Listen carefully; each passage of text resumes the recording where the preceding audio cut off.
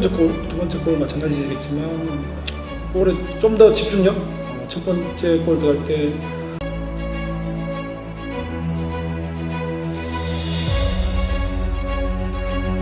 우리가 조금만 더 집중했으면 그런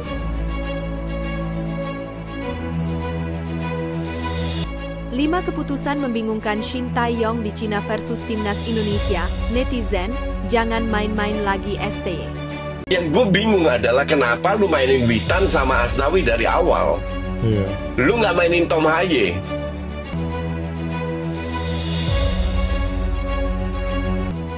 Kevin Dix gabung, Asnawi Mangkualam tersingkir di laga Timnas Indonesia versus Jepang.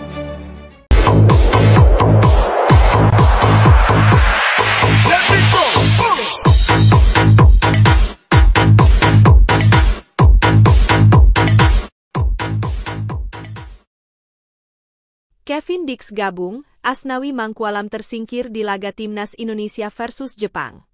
Tim nasional, Timnas Indonesia bakal kedatangan satu pemain keturunan lagi, yakni Kevin Dix, dalam waktu dekat ini. Menariknya kedatangan Dix disebut-sebut akan menjadi ancaman untuk Kapten Timnas Indonesia, Asnawi Mangkualam lantaran dirinya bisa tersingkir dari daftar pemain untuk laga kualifikasi Piala Dunia 2026 selanjutnya. Ya, seperti yang diketahui PSSI sudah mengumumkan nama Dix tengah dalam proses naturalisasi. Bek FC Copenhagen itu jelas akan menambah sisi pertahanan skuad Garuda yang ternyata sampai saat ini masih rapuh. Terbukti Timnas Indonesia baru saja kalah 1-2 dari Cina di matchday keempat grup C babak ketiga kualifikasi Piala Dunia 2026 zona Asia pada Selasa 15 Oktober 2024 malam waktu Indonesia Barat. Nahasnya 2 gol yang dicetak Cina semuanya berawal dari blunder yang dilakukan lini belakang skuad Garuda. Permainan Asnawi Mangkualam, Shine Patinama, hingga Witan Sulaiman pun menjadi sorotan di laga tersebut, terutama Kapten Timnas Indonesia. Banyak pencinta sepak bola tanah air yang menilai permainan Asnawi benar-benar kurang baik saat melawan Cina. Lantas netizen pun berharap PSSI bisa sesegera mungkin menaturalisasi Dix.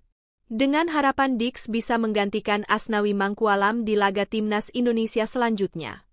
Terdekat, pasukan Shin Tae-yong akan melawan Jepang dan Arab Saudi di matchday kelima dan keenam kualifikasi Piala Dunia 2026 zona Asia pada pertengahan November 2024 mendatang. Jika Dix berhasil dinaturalisasi, maka pilihan STY di sisi bek kanan akan melimpah. Sebut saja seperti Dix, Sandy Walsh, Eliano Reijnders, dan tentunya Asnawi. Namun, tentunya Shin Tae-yong tak bisa membawa semua pemain tersebut, sehingga ada pemain yang kemungkinan tidak akan dibawanya saat Timnas Indonesia versus Jepang. Bila melihat dari performa Timnas Indonesia versus Cina, maka nama Asnawi menjadi pemain yang paling mungkin untuk dicoret agar Dix bisa masuk di pertandingan Timnas Indonesia versus Jepang. STY jelas tak bisa bermain-main lagi di sisa pertandingan kualifikasi Piala Dunia 2026 zona Asia. Pasalnya saat ini Timnas Indonesia masih tertahan di peringkat kelima grup C dengan 3 poin, beda 2 angka dengan Australia, Bahrain, dan Arab Saudi yang berada tepat di atas skuad Garuda. 5 keputusan membingungkan Shin Tae-yong di Cina versus Timnas Indonesia. Netizen, jangan main-main lagi STY.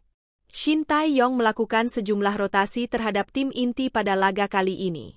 Lantaran Timnas Indonesia menelan kekalahan, pertanyaan pun banyak mengalir terkait keputusan Shin Tae-yong. Berikut keputusan Shin Tae-yong yang dianggap membingungkan di laga Cina versus Indonesia. Pertama, Eliano Reijnders tak masuk daftar 23 pemain.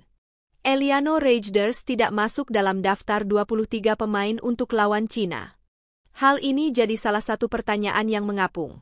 Bila keputusan ini murni karena pertimbangan teknis, hal ini jadi makin dipertanyakan mengingat Sandy Walsh juga disebut tidak dalam kondisi 100% bugar.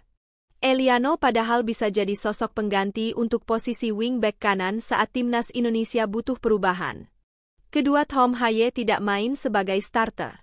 Dengan usia 29 tahun, Tom Haye seharusnya bisa jadi salah satu pemain paling berpengalaman di Timnas Indonesia.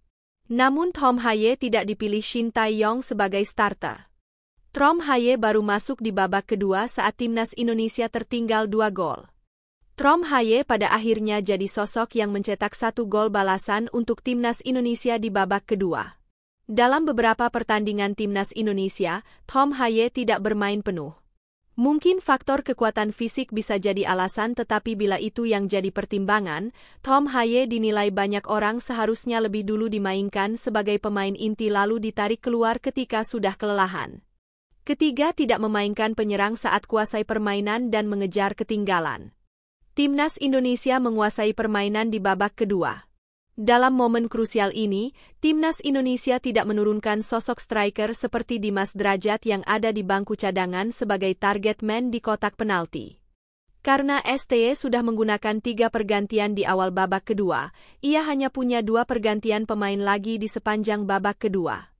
Pergantian itu digunakan untuk memasukkan Malik Rizaldi dan Pratama. Keempat, Asnawi Mangkualam terlalu lama dipasang saat tak dalam performa terbaik. Harus diakui Asnawi Mangkualam tidak bermain di level terbaik miliknya saat diturunkan sebagai pemain inti lawan Cina. Namun Shin Tae-yong tidak segera menarik keluar kapten timnas Indonesia tersebut. Asnawi sering kehilangan momentum ketika timnas Indonesia menyusun serangan. Meski demikian, Shin Tae-yong masih mempercayakan posisi tersebut pada Asnawi hingga menit ke-85. Dan kelima, Rizky Ridho ditempatkan di bangku cadangan di awal laga. Shin Tae-yong memutuskan menempatkan Rizky Ridho sebagai cadangan dalam laga lawan Cina. Hal ini jelas lantaran STY ingin memberi ruang pada Shane Patinama sebagai wingback kiri namun tidak ingin menempatkan Kelvin Verdong sebagai pemain cadangan. Padahal setelah Jordi Amat dipastikan cedera, banyak yang meyakini Rizky Ridho bakal main mendampingi Jai Itzes dan Mees Hilgers sebagai bek tengah. Rizky Ridho baru bermain di awal babak kedua saat Indonesia sudah ketinggalan 2 gol.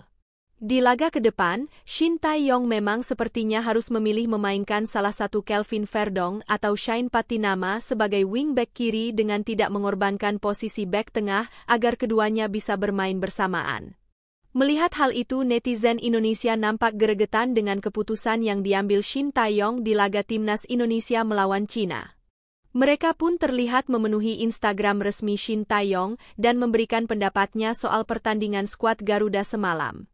Menurut para netizen, kali ini pelatih asal Korea Selatan itu blunder dengan strategi yang dilakukannya. Strategi yang salah itu berakhir dengan kalahnya timnas Indonesia dan gagal mendapatkan poin di pertandingan kali ini. Anda blunder malam ini, coach. Sekarang bukan saatnya coba-coba lagi, coach, tulis seorang netizen dengan akun Lu di akun Instagram Shin Tae-yong. Pendapat senada pun diungkapkan beberapa netizen lainnya. Banyak yang beranggapan strategi malam tadi buruk. Banyak pula yang menyayangkan keputusan Shin Tae-yong yang kerap mengganti formasi. Jangan bereksperimen dengan pemain lagi, coach, tulis akun Instagram Zai. Selain kritik yang menjelaskan kesalahan strategi, tak sedikit netizen yang marah dan meminta agar STY keluar dari posisi pelatih. Bahkan, saat ini Taga, Stewart yang meminta Shin Tae-yong untuk mundur sedang banyak dibicarakan. Sudah dikasih pemain bagus, fasilitas charter pesawat, game plan bapuk, ini marah bukan karena kalah tapi pemilihan starting bapuk Stewart, tulis akun Kun. Permainan timnas Indonesia melawan Cina malam tadi memang mendapatkan banyak kritikan. Sebab, meski menguasai bola lebih banyak daripada Cina, namun skuad Garuda hanya mampu menghasilkan 1 gol. Adapun penguasaan bola skuad Garuda sebanyak 76%, berbanding jauh dengan Cina yang hanya 24%. Nampaknya, permainan negeri tirai bambu lebih efektif menghasilkan gol yang akhirnya membawa kemenangan bagi timnya. Sementara penguasaan bola yang dilakukan tim asuhan STY tersebut kurang efektif dimanfaatkan para pemain.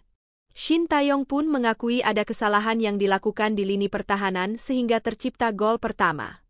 Kesalahan itu yang akhirnya berujung kekalahan bagi skuad Garuda sampai akhir pertandingan, meski kekalahan sempat menipis saat Tom Haye berhasil membobol gawang Cina.